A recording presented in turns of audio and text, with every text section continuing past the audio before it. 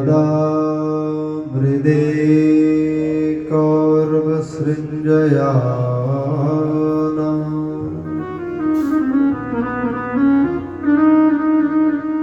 वीरेष्वथो वीरगतिं गतेषु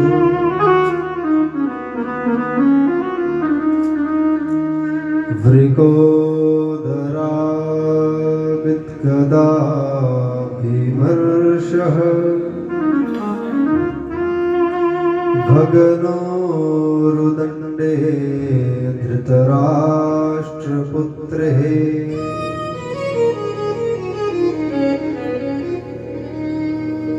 बंधुओं, बात उस समय की है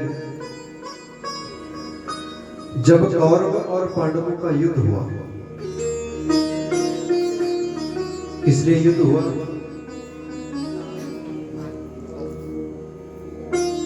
युद्ध के कितने कारण होते हैं? शास्त्र में 3 ही कारण बताए गए हैं, जर, जोरू और जमीन। इनके पीछे झगड़ा होता है और इंसान धन के पीछे झगड़ा होता है, जमीन के पीछे झगड़ा होता है, स्त्री के पीछे झगड़ा होता है।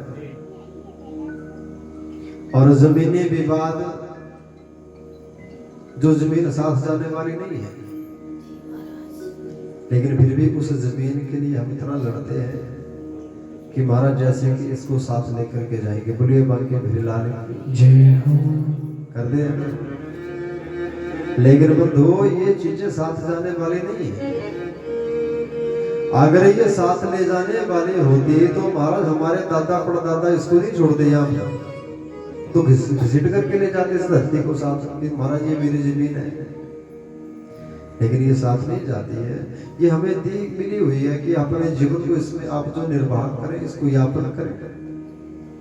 लेकिन फिर भी हम जमीन के लोभ में आपस में लड़ाई झगड़ा करते हैं। और इसी जमीनी विवाद के कारण जो है वो कौरव और पांडवों का युद्ध हुआ था। क्योंकि दुर्योधन नहीं चाहता था कि मैं पांडवों को जो आधा राज्य दूं। दुर्योधन चाहता था कि सारा राज्य जो है मुझे मिले।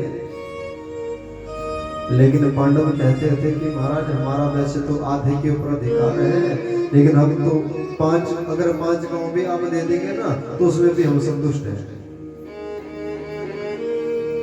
लेकिन दुर्योधन ने कहा था कि महाराज बिना युद्ध के सुई की नोक के बराबर भी धरती में नहीं दूंगा, जमीन नहीं दूंगा।